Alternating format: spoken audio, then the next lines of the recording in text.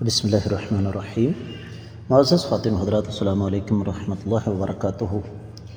کیا سزا یا حد کو کسی وجہ سے مؤخر کیا جا سکتا ہے؟ یہ ہے آج کے حدیث کے سبق کا موضوع۔ مشکوٰۃ المصابیح کتاب الحدود 3564ویں حدیث کتاب میں اور 10ویں ہے باب۔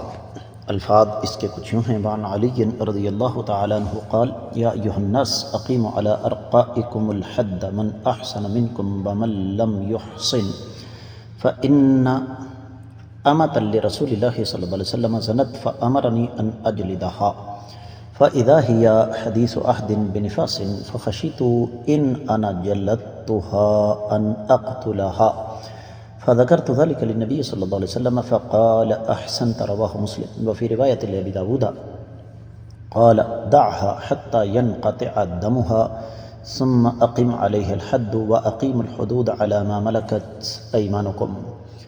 معزز خواتین حضرات، آپ نے سماعت فرمایا، یہ روایت صحیح مسلم کی ہے، سنن ابی داؤد میں بھی ہے، تفصیلی حوالہ آپ کی خدمت میں رکھ رہا ہوں۔ صحیح مسلم کتاب الحدود 7واں باب ہے کہ نفاس والی عورتوں سے حد کو مؤخر کرنا، اور یہ حدیث ہمیں سنن ترمذی میں ملے گی، صحیح مسلم میں ملے گی 4450ویں، یہ شاملہ کی ترقیم ہے، جبکہ عبد الباقی کی ترقیم کے مطابق 1705ویں ہے۔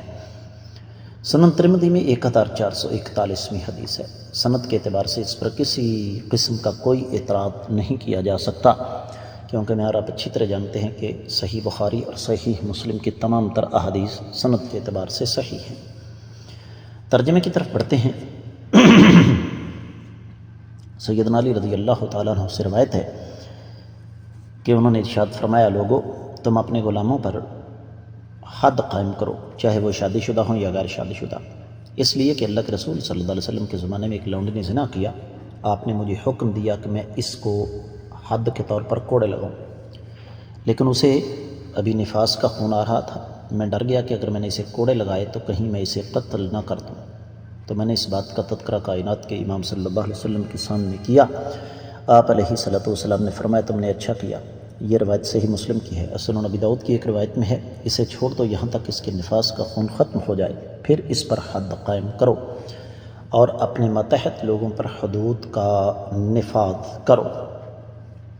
معزز خواتین و حضرات، بظاہر اس حدیث سے یہ معلوم ہوتا ہے جیسے کہ امام مسلم کی کتاب صحیح مسلم میں امام نووی نے باب بھی یہی باندھا ہے کہ نفاس والی عورت پر حد قائم کرنا، لیکن اصل چیز یہ ہے کہ صرف یہاں مسئلہ نفاس کا نہیں ہے، بلکہ کوئی بھی ایسا انسان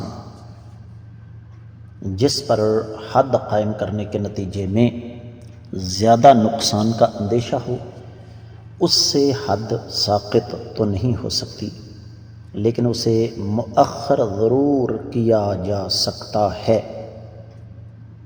یہ بات خصوصی طور پر قابل غور ہے۔ لونڈی تھی، اس کو رجم تو نہیں کیا جا سکتا تھا،